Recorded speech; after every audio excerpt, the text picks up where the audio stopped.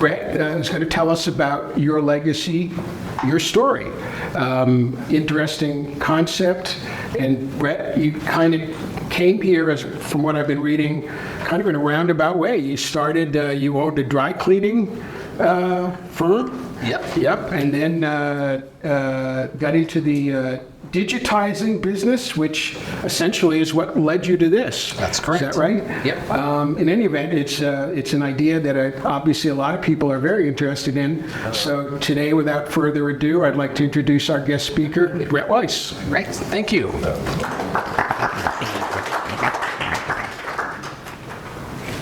Thank you. You know, when Val and Ken and Dick told me about this writers group, I was kind of excited, and then I got here and I realized you guys are actually more like a talkers group. But it's still fun. It's fun, and you guys are all, you know, published authors, you know, which is great, you know, because it's all about, you know, productivity. And, you know, and you should be proud, you know, to be a productive author. It's very difficult. When I first started writing the book that I'm writing right now, I was a joke writer on a television show, and they fired me because I wasn't productive enough. And now, a year ago, when I finished my book, finally I forgave Ed Sullivan for firing me back then. So, see, I knew this crowd could get that. I was going to go Johnny Carson. They're going to go like, I'm like, no, there's going to be people in this crowd that actually started their book when Johnny Carson was on the talk show. So, but I want to talk a lot about how to get a book done, because that's really what we are good at. Is, you know, we're a business, and so, you know, in business you always have to finish your projects in order to get paid. And so we have developed some systems that make it easy to get a book done. I should say easy, that's not the right word. Simple to get the book done. Getting all books done is a little bit hard, but we try to do a lot of the heavy lifting in order to make it easier for you. Jan, you got me good? Excellent. Okay, great. So I'll tell you first about our company. Our company's called Your Legacy, Your Story, and we started primarily as a digitizing company, but a lot of people digitize their family history in order to make books, documentaries, and family history websites. And during the pandemic, we started the brand Your Legacy, Your Story, and now it is more than half of our business, but one half is digitize and organizing. So what we do very uniquely is either you can send to us, or we send somebody to your house and you say, here's all the boxes of my life and everything my mom and dad dropped on me and everything my in-laws dropped on us that is now taking up all the space in our life, and we handle those boxes completely. It doesn't matter what's in it. We organize it, we sort it, we inventory it. We'll identify everything that's good for scanning, items for shredding, items for, you know, throwaway, items for keep.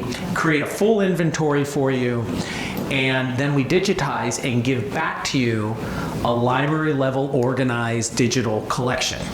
And this is really important if you're going to do any life stories, because if you think about, let's say, a typical book, like, and by the way, you guys can come up and look at all these books. I do want to let you know the one there in the middle on that shelf, I have it out there as an example of exactly what not to do. But we did what we were told. The Jim Wadsworth book, that's the one there in the middle. He has about 330 photographs roughly in the book.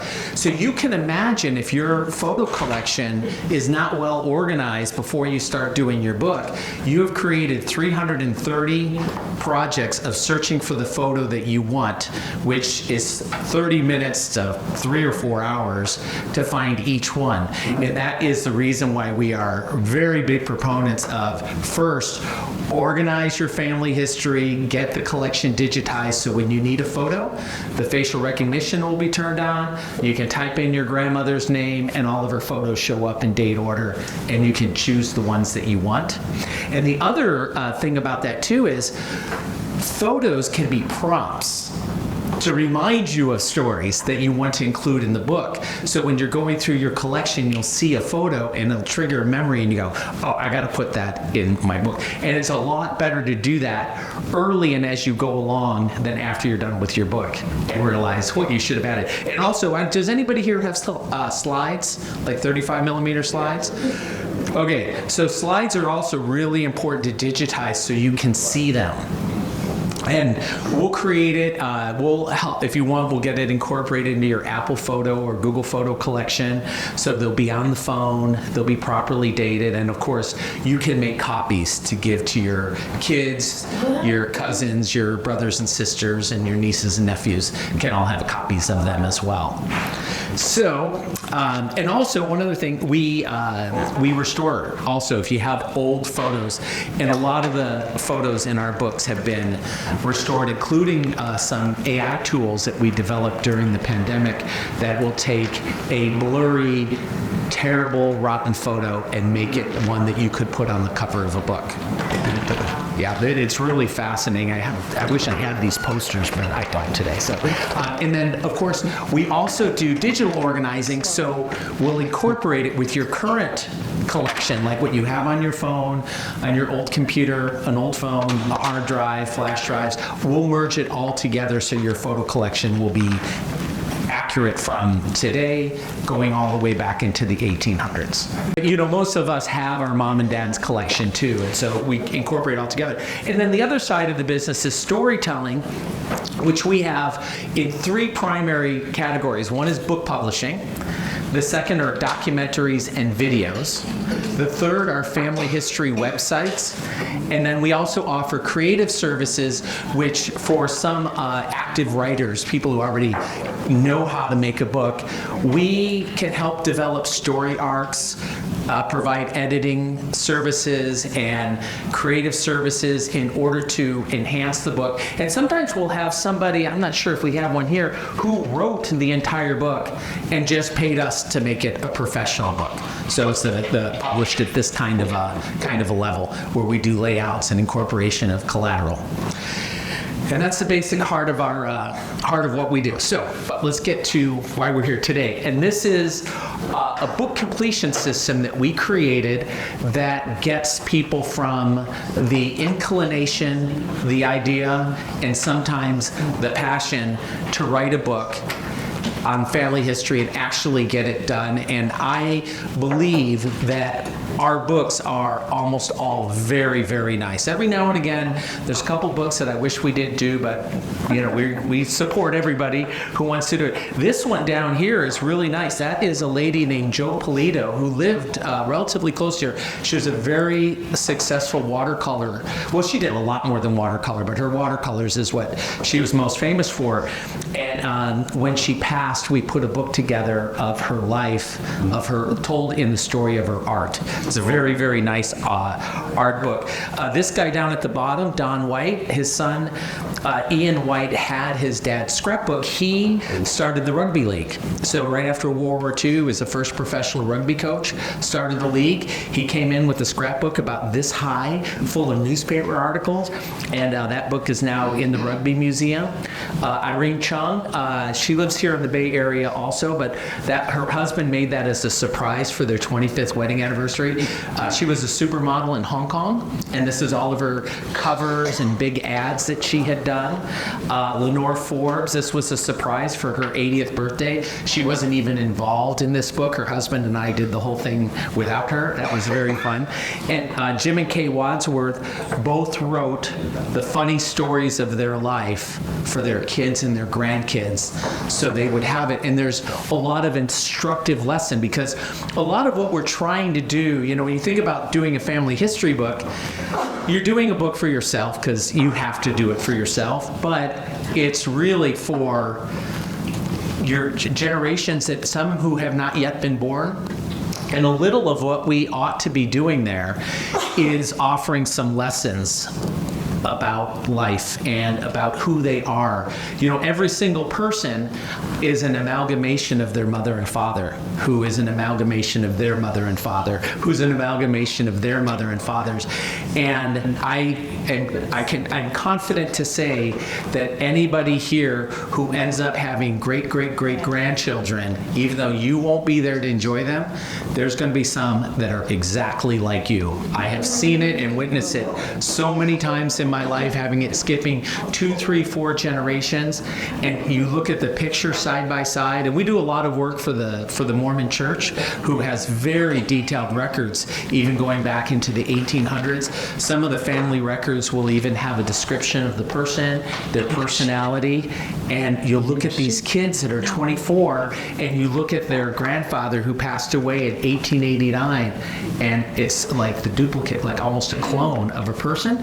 And this is really a great way for you to be able to offer some lessons that might guide somebody when they run across the things that you did well, and then of course some of the things that you wish you had done differently. We all have a few of those. So how our system starts is we first have a creative planning process. So we have 4 trained storytellers on staff, and everybody is involved in every project at some level, including our creative planning sessions, where if you jump on the phone, you can, or on a Zoom call, we'll have these people on there, and you'll tell what you want to do, and they will give you feedback and ideas and suggestions.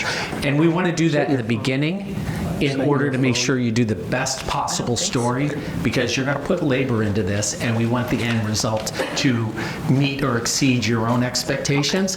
And we kind of catch the things, and plus we have samples of things that people have done, and examples of things that people tried to do that didn't work as good of an idea as it was. And then also, next thing we do is we plan and chapter the book up front. To me, this is the most critical part. I learned this one Sunday night when I was in college, when I had a paper due at 8 o'clock the next morning that I had not yet started. And I realized that you can do something really well when you're organized and you have a good plan. And I think it's really important, and I would encourage any writer, and we do work with fiction as well as nonfiction writers. I always believe in starting with a good plan. You can adapt as you go along. You can take something and you can rewrite it. But almost every book that I have ever read that did not start with a good plan makes absolutely no sense, and I never finished it, because you need to have a structure. And this is super important with family history, because you are telling a chronological story. Whether it's your life or the life of your father or the life of your family, you're telling something chronological, and you need to be able to make sure you have structure to it. And we help plan and chapter the book up front. The next thing we do is we have a collateral collection system. This is a little bit about what I was saying earlier, where you want to make sure that you have your family photo and records in place, in order, and easy to access. And sometimes that involves collecting it from other places. Sometimes you might not have it. Now, I am a very strong believer in not involving your siblings in writing these things, having witnessed it so many times. Every now and again, like I was telling Beth, I have my sister Beth, she and I could write a book together, no problem. However, most siblings are absolutely terrible partners in things like this, but you do need them for collecting collateral, because they're going to have pictures. So we create an online place and a system where people can drop in photos, and we can collect them, check their quality, and put them in the right place for your chapters so you can find them when you need it. The next thing is we build, write, and design into the chapters. So once we have this chapter structure set up, and it can be pretty simple, like Lenore's book is pretty big. Well, you can check this later. This, by the way, has almost no words in it, and that was part of the design. So chapter 1, her childhood. Chapter 2, high school, college. Chapter 3, meeting Mike. Chapter 4, getting married. Chapter 5, all the great houses they lived in. And boy, did those guys live in some great houses. Then we did the family photos, and then the family tree. And then, so the whole book is designed, once that chapter structure's set up, whether you're dropping photos, a narrative, or a funny story, or a document, we create on the Google Drive a folder structure with a folder for each one of these chapters, and we just drop stuff in. And eventually it's full of stuff, and then it's a matter of filtering, purging, and organizing what's inside each one of those folders. Next, we do online review and collaboration. So we like to use the Google Drive particularly because we can both make changes at the same time, and there's plenty of times where we have meetings where our customer is on the manuscript making changes at the same time we are, and we're putting notes on the side, and maybe you should rewrite this a little bit, or we covered this in a previous chapter, do you want to move this here, bring that there, or refer people back. And so this allows us to be able to do things at the same time. And because we try to use a team approach, there's two people, you and your coach, your primary project lead, that are really actively involved. But by having our other storytellers be able to add input, it makes it a lot better, and the Google Drive is the best way to collaborate on that. And then as you need it or want it, professional editing, proofreading, graphic design. Ann Doerr's book, it's I think in the bottom of my black box. And let's get that one out there too. This was a really interesting story. Her 7th great-grandfather was the second settler in Western New York after the Revolutionary War. And he built the first inn, and that's still standing today. And this was really important because essentially this was land sales. They had this big piece of land, it was Western New York, and they were selling lots. And people were moving out there, and this was really the wilderness. Thank you. And by the way, if you like these, we do these too. Although you usually have to do a fair amount of books to get a slipcase like this. It's hard to make one of them. What else should I say? It's very expensive for you to make one. When you print, by the way, just for numbers, when you print 100 books, the price drops and you get lots of options that don't cost a lot. When you're under 100, they're still all individually handmade. And that's a real issue. I handmade that. I handmade that book, and I handmade that book. We used to have, in the past, I used to have a book factory where not big factory, but we made our own books. When I finally got my autobiography done, I thought, wow, that would be cool if I wrote the book about myself and then I made the book myself. And so when I was making it, I ended up getting glue all over my hand, and I grabbed the book. But then I figured, this is my story and I'm sticking to it. I had to work that in there. My dad goes, everybody's going to groan on that joke. I go, I know, but why not? So in Ann's book, she'd been meaning to write this book since 1996. She went on a family trip back east and found out about this rich history of her family that she didn't know anything about. And we added all kinds of interesting things that weren't part of it. Like this was a wood etching of somebody's farm in the early 1800s in Western New York when they first settled. And I found some of his work, and then we wrote a brief about all the different families. This was a really great photograph I found in a collection. It's Catalina Island, so this is Avalon here. And I was able to date the photo because when we scanned this at 4800 DPI, we have an Epson Museum archival scanning system, which is like a great scanner. In the yard of the Wrigley Mansion, you can still see the construction material from when it was being built. So we knew that the photo was 1925, right before it had been finished. And everybody's living in tents. So Avalon was tent city back then. And this is where her her dad and mom and dad met when they were little kids on the trip. And what's funny is both of their families were from Western New York and knew each other 100 years earlier, and they ended up meeting there. And so these are some of the things that we add to the book in order to make it more interesting and tie it into the historical events of what was happening at the time. And it's interesting when you do that, if you can take the historical events that were happening and build it into your story, what you find is motivation. You start to understand why people did the things that they did. You know, when the Spanish flu hit, people moved, people died, lives changed quite a lot. So you'll find there's a big tie into the historical events that occurred and the actions that your family members took in the past, many which changed the trajectory of your family forever and putting you here in this room today with me. It's like that. So, and then finally we do hardcover, softcover, and ebook publishing. And one of the products that we've just started, which we'll share with you later, we've done this in small ways. The first big one is starting filming in Sacramento on the 16th of June. Our customer is 101 years old, and the company he owns, he started working at when he was 14 years old. So he's been there 87 years. And now his grandson is now running the company. And what we're doing is we're interviewing him documentary style, because we make documentaries. They're very high quality, like could be on the History Channel level.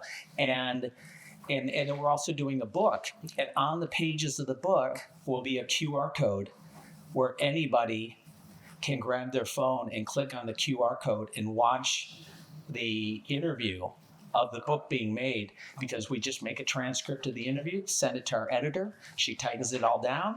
We put the photos in the book, and then we also use the photos in a Ken Burns effect on the documentary. So it's another really nice way to get something more substantial. And I think, look, we're book people, otherwise we wouldn't be here. Whether or not our grandchildren will be book people or our great-grandchildren will be book people, we know there'll be iPhone people. We've got that figured out. But I think that adding a video and web component to whatever you do is wise, just to be able to make sure it has some legs for future generations. And by the way, a lot of our books are heirloom quality. So these are built for 200-year life. So the idea is use the materials and construct it in such a way that you've got a solid 6 to 10 generations in the future. And then we also provide for you the PDF file. So let's just say that you make 8 copies for your grandkids. Well, they can get the PDF file, and then when they have grandkids, they can print another 8 copies for their grandkids as well. And so we make sure that it's prepared, everybody's prepared to be able to enjoy it for later. So let's talk about how we get there. So I have this called Know the Destination. I've been a big believer in this my whole life, and that is that if you do not have a set destination, you have a very high possibility of driving around in circles. So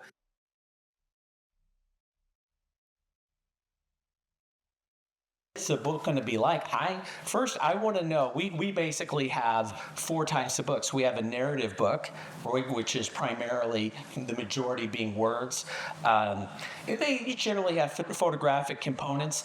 This is a 2-volume set, 110,000 words in the first book and 140,000 in the second book.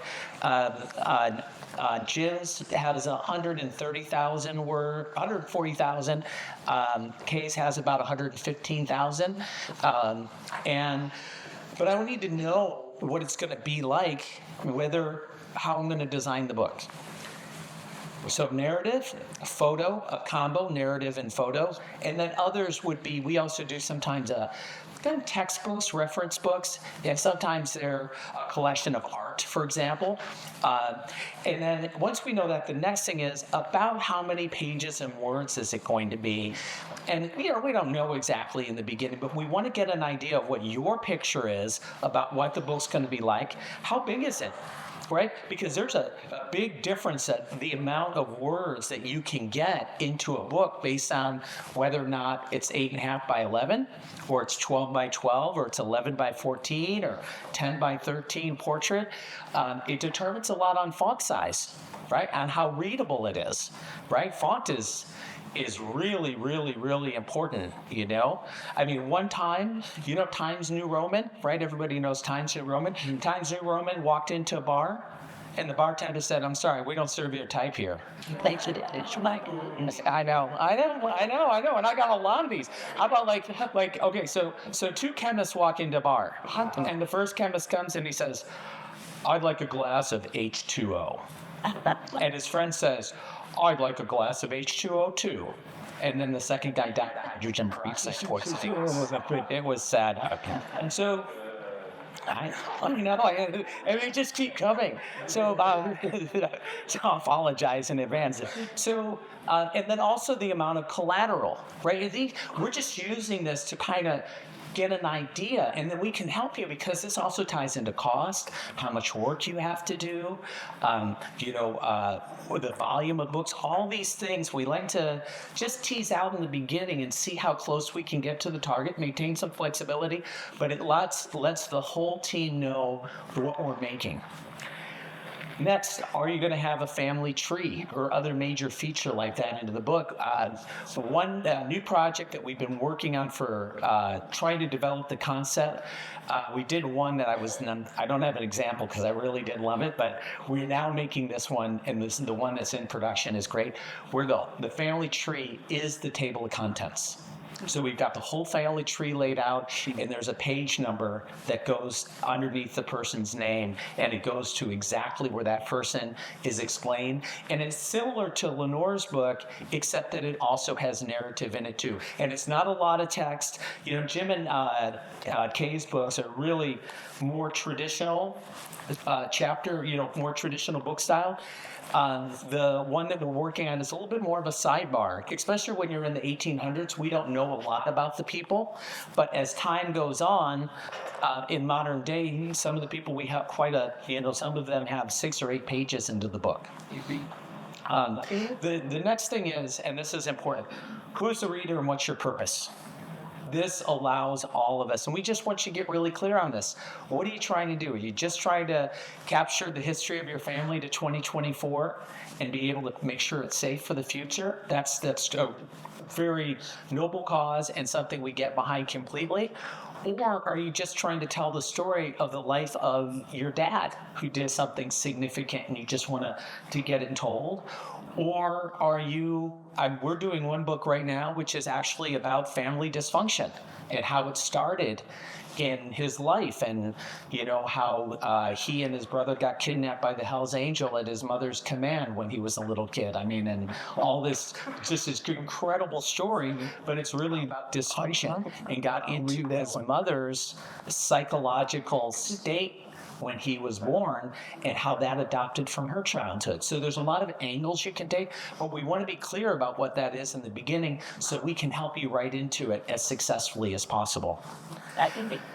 In short, we create a mutually clear image of what the book's going to look like, and so we all head in that direction together, and you don't find yourself in a tug of war with your creative team. One thing that we say on our creative team, and this is our rule to work at our company, every single person on the creative team must be capable of driving the bus, and nobody fights for the wheel. If somebody says, "I got to drive," you're like, go, take it. Because doing that, letting them drive, and then somebody says, "No, I have an idea." And then you go, "Well, yeah, I like that, but can we do it this way?" And so how about if we do it like that? That is how these books get great.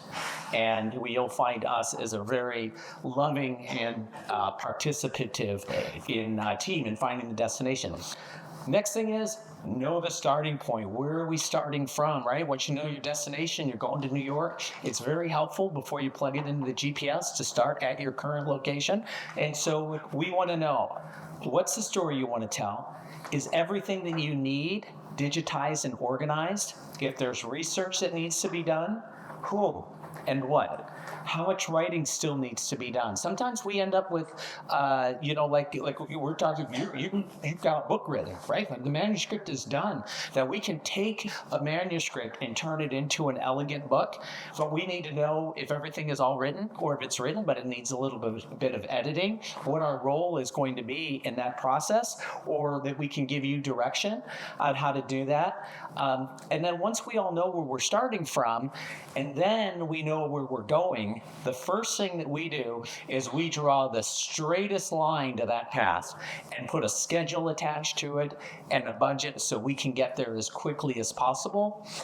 It's not always the way that we go, but we always write that one first, because I will tell you, it is almost always the least expensive way and the quickest way to do it. And it's nice to know that before we go wandering down a crooked path. Planning the route. Okay, so now we know where we're going and we know where we're starting, and we have the straight line drawn. First, when do you want to finish? Right. Sometimes these are, this is a documentary project that we had done for Dr. Alan Hoffman at UCSD in San Diego. He is a world leader in the study of bile. And he's not quite, but he's very well known in his field, and he saved hundreds of thousands of lives as a result of his research. And we had done a documentary on his wife, who is a world famous, amazing artist. And Alan had said, I want to do a documentary on my life. I want to do one too. And they were both scrapbookers, so we had all these scrapbooks. And Alan put me off, I think, 6 years. And maybe next year, we'll do it next year. My son's a cellist, and he was a cellist, so our lives were a little intertwined. And one day he calls me up and he said, Brett, I have good news and I have bad news. I go, what are they? He goes, well, the good news is you and I are going to start this movie right away. And I go, great, what's the bad news? He goes, I've got a year to live. And that was his. And so we had a clock, right? And so sometimes you'll have a clock for it. Hopefully it'll be like Christmas or Hanukkah presents, that's a better thing. But we want to know what that is, because that gives us an idea of how much we have to get done and how fast. And our team puts a schedule together for you. And this helps you, because you can say, hey, look, I'm not good at that, or I'm going to procrastinate on that. I want to pay you guys to do that, but I want to do this part. And then we can arrange the schedule so it works, and it gives you something to work for, right? And then also, do you prefer to type or speak your story? That's really important, right? Because some people have a hard time sitting down at a typewriter and getting out 1,000 words a day. That's hard to do, but we have one of our new models that we have where we're interviewing and making the book at the same time. Those are fantastic, because what we do is we work with you to pre-plan the interview questions, so you know exactly what we're going to ask. We'll have the collateral already started. We conduct the interview live, and you talk into it, and then we already know exactly what that book chapter is going to look like. Those are fantastic, and also, by the way, if you don't want to spend the money on video, we will also help you set up your iPhone to be able to let you tell your stories into that. I should say one other thing that we've been doing very successfully. We started at the middle of last year, is we do Zoom interviews, and we record the Zoom interview, and we take the transcript. We make a transcript, send it to our editor, and you knock out about 20 pages a session. So that's another way to get a book done quickly. Of course, budget's a big deal. Some of our book projects, especially like album restoration projects like Amy DePeso's here, they tend to run around $1,200 or so. And then others are, $5,000, $10,000, $15,000, depends on how far you go and when you do. And at the end, I've got a little breakdown on that. Next is, do you want or need to collaborate with another? Sometimes it does happen that and we want to know that, because that has a lot to do with the schedule. Right now, Is that little? That's my fault. I swore I turned mine off. It might be mine. Oh, somebody. Dick, you're so busted. Hey, wait, wasn't Dick the one who told us all to turn off our phones? Yeah. Maybe it's your computer. I bet your computer is my computer. Yeah. So, that's your fault. I resign. No, here, come on. No, this is fun. We like this. This is great. Yeah, I mean, it's better when you're not right all the time. It's more fun for us. Yeah, Sheldon Freudo. This is what it means. Okay, so, and we have we're doing a really cool book. This is one of the few that we don't do a lot of widely published books. Most of ours are family history. We're making 10, 20, 100 copies. This one is one that is for distribution. Ralph Glasgow, who was one of the original founders of the Wilkes Station in Antarctica, he kept a journal when he was there in 1957, 58, and 59, and a slide collection. And it's just fascinating when they were out, talk about in the wilderness building this, but it was all handwritten. So we transcribed it all. And oh boy, those sisters and their editors, one of them, I swear, I wish I had just split it up 90% to her and 10% to her in the beginning, but we learned. And so the collaboration is really important because we might need to make a schedule for somebody else. And when we do that, if you know they're the procrastinating type, then we lie and tell them everything's due earlier than it really is. And then also how complete you want the book to be, right? Some of our books are a narrow focus of a big topic, and sometimes it's a big focus of a narrow topic. It really depends on what you want, but it has a lot for us as far as research is concerned. And so we use a variety of different techniques, tools, and systems in each one of these steps to make it easier for you and us to accomplish. We put out about 40 different books a year, and so we're really getting some strategies down that help make it a lot faster in order to get the end product completed. Achieving excellence. One thing, by the way, if any of you ever decide to become our customers, I'll give you some good news, and that is nothing leaves our building until it's excellent. I mean, our staff will do whatever it takes to make it great. You can count on very high expectation. But we have rules of excellence that you can apply to in your family history books, and there's 10 of them that we follow. One is excellence is a standard. We speak it, we live it, we make it a philosophy and a strategy, because you can't do excellence in cleanup. You have to do excellence as you go along, because you're still going to need to clean up, and you want to take a level 8 project and lift it to 10. You can't take a level 6 project and lift it till 10. You just can't do it. It's got to be done well as we go along. Also, organize according to a well thought out plan. And each one of these books here is a very different plan and strategy, but they were all well thought out and designed in the beginning to be such. Next, keep the creative collaboration process alive and fun. If you have somebody that you talk to and they are a negative Nancy, do not involve them in this project, right? Just don't. Look, anybody who's proud of being the devil's advocate, they scare me. As a creator, they scare me. I don't mind. I like to be corrected. I welcome criticism, but negativity does not help when you're working on the loving and most important gift that you can pass on to future generations. You want to keep it nice and positive. Of course, stay open to suggestions and criticism.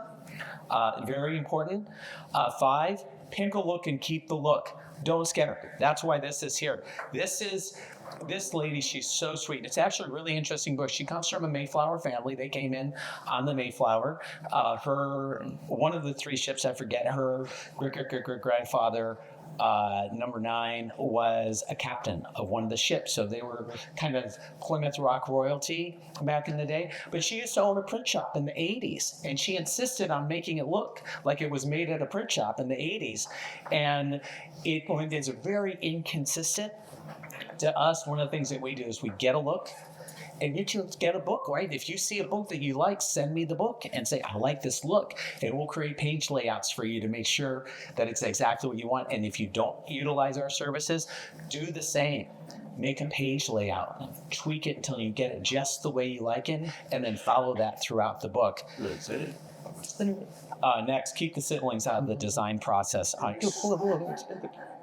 Anybody who doesn't do that, you're gonna think back at this class and go, now, remember when he said that? I should have listened to that little piece of advice.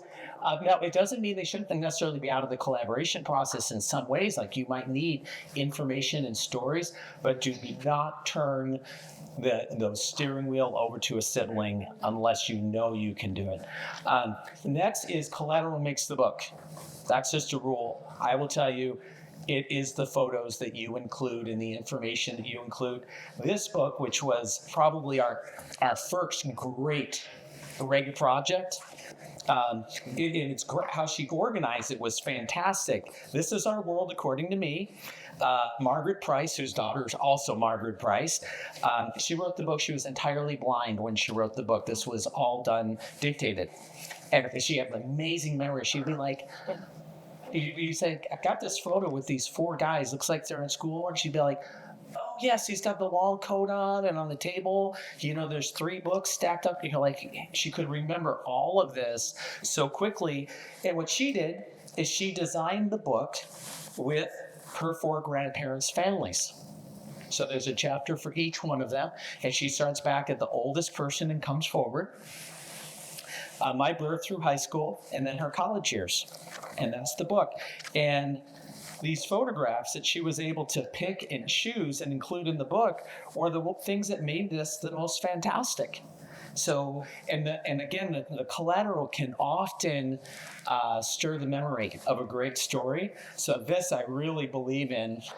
Next, follow proven and consistent design strategies.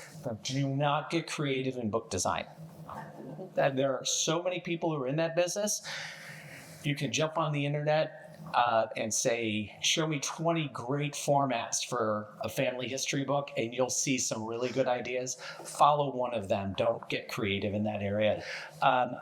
Next is have a completion goal, make a schedule, and keep it. These are, I think in this type of a book, it's easier because it's kind of like a textbook of something that you know better than anybody else. So it shouldn't be that hard to do as compared to fiction, for example, which can take quite a little bit more out of your brain. And then also proofread it 10 times before you print. This is, by the way, if you do have a critical sibling, this is a perfect time to allow them to give you input on your book once it's all done. Because if you've made 100 mistakes, they will find all of them and then question another 100 things you did perfectly. Okay, so delivery day. So this is our goal, is one, if the book is elegant, like I want it to have a nice feel, like anybody who picks it up says, wow, this is really well done. It's accurate, right? Mistake-free in both content as well as typos and other issues. It's heirloom quality. As I said, most of our books are built for a 200-year life, and that's intentionally so. It really creates a permanent record. PDF versions included, and by the way, you can just put it up on the Google Drive, or if you want, they make these little CD wallets, or you can make a flash drive and give the book with the flash drive to your family member. We make both hard or soft cover issues. I prefer hardcovers, I think, are more substantial. And however, if you do print in the 100 range, soft covers do cost less money if you're going to do cousin distribution. For us, additional copies, of course, are available. And we also will make for you a page-flipping version on the web, if you'd like, where there's a website where the book is, and they can flip through the book online. And then also, if you want, it can be created where they can download a page or a book. And this is really helpful in cousins, because sometimes there's only 8 pages out of your 100-page book that a particular person is interested in, because that's the art that's their family, and it allows them to just download those parts and be able to share them with their family if you'd like to have it. So the question, of course, on everybody's mind is, how much does this cost? And it's a great question. As a company, we like to empower people to make decisions that they are satisfied with. And in order to do that, there's a price tag you need to know. So this is a good overview. If we have a simple project, let's say it's an old scrapbook or an old photo album, and it's in some damaged condition, and it needs to be digitized, some restoration relayed out, turned into a very nice looking book. Maybe you've got the ability to add some captions or some sidebars to it, $1,200, give or take. Now, if it goes a little bit to the next level where you're actually writing and you need our help in creative planning, design, and printing, $2,500.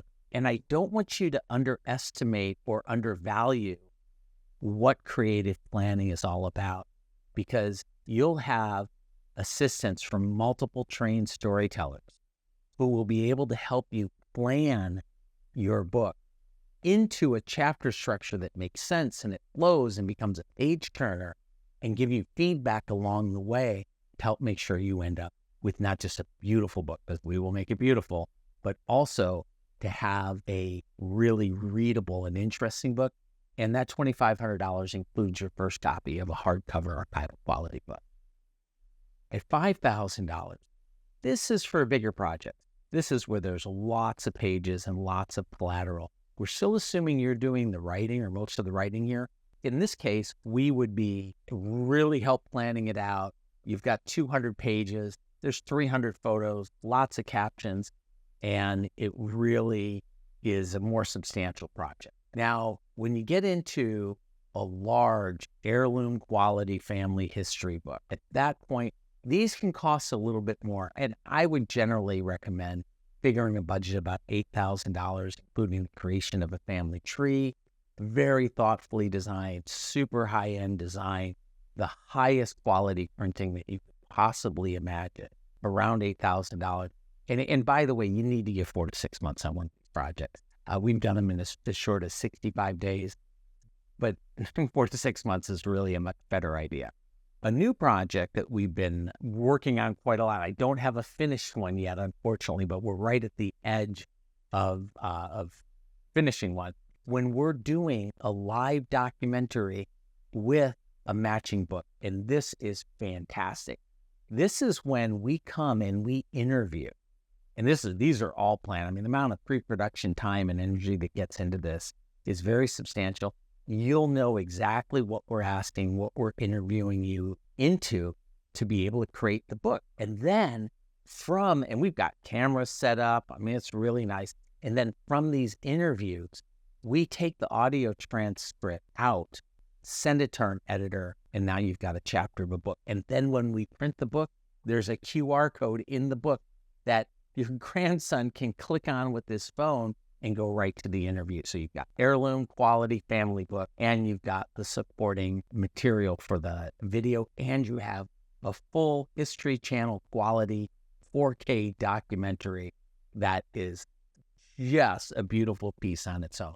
It's a really good way to accomplish the goal of writing a book, but also making sure that it's going to be relevant to future generations that probably will live in an audiovisual world. So finally, just to kind of test the water, learn a little bit more about what we do, you can get a creative planning package that's $500, and we will help you plan and think out and develop story arcs and organize and schedule out your book project. And this is for anybody who's planning to write a book and thinks they know where they want to start, but have a little bit uncertainty. This is the best $500 you'll ever spend, because what it's going to do, it's going to save you rewrites. And rewrites often take longer than the write, because we will help you plan exactly what you're going to write it. So in long and short of it is, this is a good summary of how much our projects cost. If you're writing your own book, $2,500 to $5,000 will give you a beautiful, printed, well-designed, high-quality copy.